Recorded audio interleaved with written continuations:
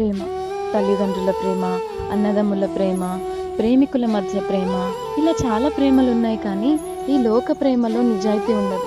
ఈ ప్రేమలన్నీ నీ నుండి ఏదో ఒకటి ఆశించి నిన్ను ప్రేమిస్తున్నా అని అంటారు, కానీ చివరికి మిగిలేది బాధే. అవును, మోసపోయాను, ఇదే నా ప్రాబ్లం, కానీ ఎటు వెళ్ళలేనే, ఎవరికీ చెప్పుకోలేను అనే స్థితిలో ఉన్నావా? అయితే నీకు గుడ్ న్యూస్. ఒక ప్రేమ ఉంది, అది ఎంతో గొప్పది. నీవు సంతోషంగా ఉండాలని తన సౌఖ్యాన్ని వదిలి నీకోసం తన ప్రాణాన్నే ఇచ్చిన ప్రేమ అది.